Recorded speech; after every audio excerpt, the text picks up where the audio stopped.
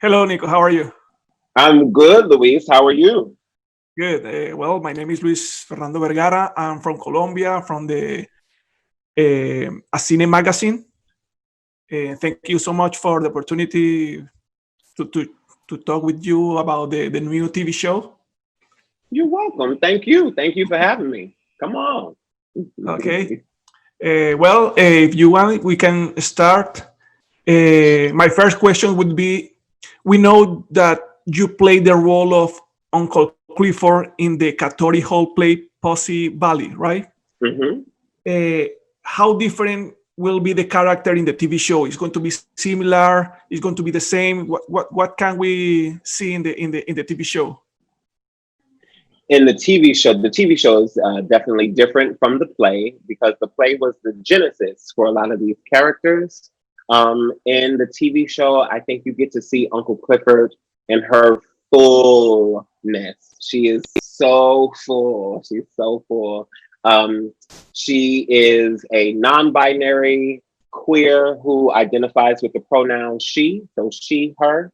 Um, uh, and the world of P Valley is very different in that it's a cinematic experience. I think that the show it feels like a film more so than a TV show.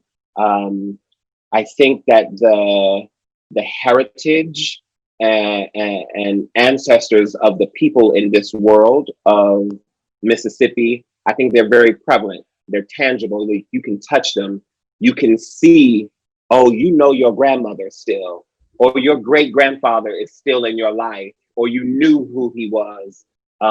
Because these people come from such a colorful background and they hold on to their heritage. So I think that's apparent in their language, the way that they talk, the way that they dress, the way they style their hair, all of that.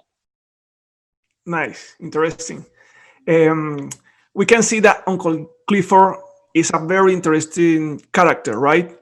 hmm She's a strategist, is very wise, is a protector, and always want everything under her rules, right? hmm It was easy, like, to create this character. What challenges did you find when you were building this character? It wasn't easy. It wasn't. For sure. It was not easy. There were a lot of things that I wanted to take into account. I wanted to make sure that members of the LGBT community were seen for their full complexities. Just the same way that cis people are portrayed on television and film. I wanted people to see Uncle Clifford's humanity. That includes a sense of humor as well as her aggression and when she has to boss up to do certain things. I love all the different qualities that you gave Uncle Clifford that you saw. I think that that's true. Um, and it was very intentional, I think, in the writing that Katori Hall did with this character and for myself and what I wanted to portray and to come across. Okay, nice.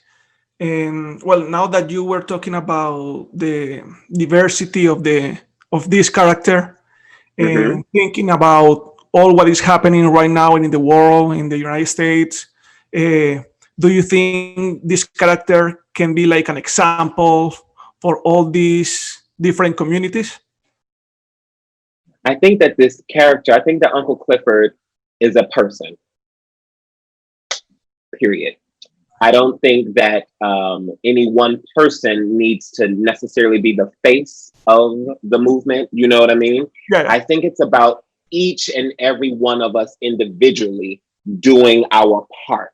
So I think that Uncle Clifford is definitely doing her part to protect her girls, to provide a space where her brothers, her cousins, the men in her life can work can make an honest living, to feed their families and not doing anything illegal.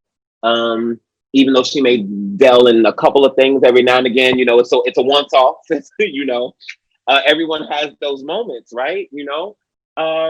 Yeah. So I don't think it's just about one person that's doing that. I think that each person, I know myself, this is an exhausting time that we are all in, and you can make a choice. You can be frustrated with the whole COVID-19 of it all and the people being in quarantine and stuff like that, or you can be encouraged by that and asking yourself the questions, what can I do to make my community better? What can I do to make sure that Black and brown people of whatever experience, if Black women, Black trans women, Black trans men, Black men, what is it that I can do to help speak up for the injustices that are happening in that community within your circle, and just start there. When you exhaust yourself, rest, restore, and do it again. Very, very, very important to know that. Yeah, you have to. You have to recharge. You have to recharge. Yeah, no, and I know the audience is going to understand that and is going to feel connected with Good. every all these different characters. Yeah. Nicco, we also know that you worked in another TV drama, This Is Us. What can you share with us, like from your experience working in a TV drama like This Is Us, and now this TV drama that in what we can see is like most aggressive, right?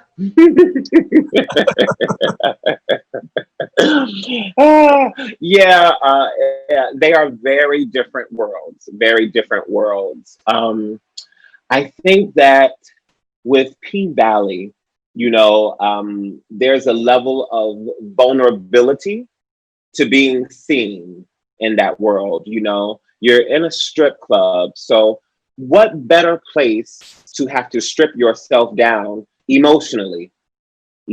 Stripping yourself down to say, what is it that I believe? Well, why am I doing this? Or how can I love my body more? Everyone, when those women are up there dancing, it's not about the men. It's not about the audience members. They're going through something themselves, whether that's a personal celebration. It's no different to me than when you are at a party, a house party, and you're doing the bachata and you just going, or you're doing a hustle and you're by yourself, you're dancing by yourself because you got to either work through some frustrations or you are celebrating. Like, I'm just so happy. Like when I got the job, I was in my apartment dancing by myself. You could have thrown however many dollars that you wanted to at me. It was for me. That dance was for me. So to be able to see these women doing that for themselves and understanding that that's a part of this process. That's a part of this process. And because I let you in on my personal space, you got to pay me. You got to pay me because it's my space, Yeah, very interesting. This is true. Nicco, can you share with our audience why they need to see this, why they need to watch this TV show? I think you need to watch this show because there is a universal brilliance to it. I think that it crosses all borders. I think that this show speaks to all people in all generations. I think that it speaks to a level of heart and humanity that we all have.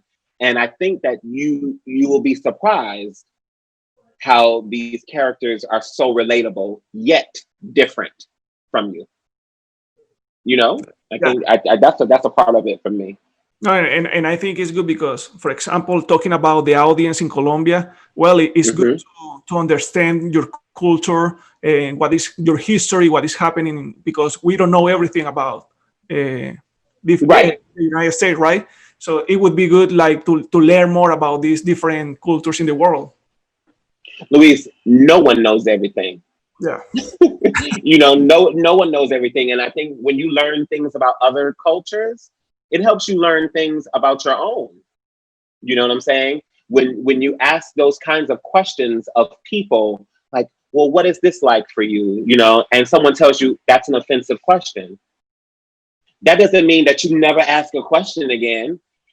That means you kind of check yourself. Okay, what privilege do I have that makes this offensive, or where did I come from? How can I rephrase it? Simply asking and engaging in that. People are more willing to have conversation and dialogue than I think they're given credit for. Well, Nicco, thank you so much Yeah. for your sharing your knowledge, because it was not just about the TV show, it's about your knowledge. Thank you so Well, much. thank you. Thank you. I hope all of my folks in Colombia, I hope y'all are enjoying the show. I hope y'all tune in. Enjoy. And as Uncle Clifford would say, get your life. Yeah, that's true. Thank you, Nicco, for You're this welcome. time. Thank you.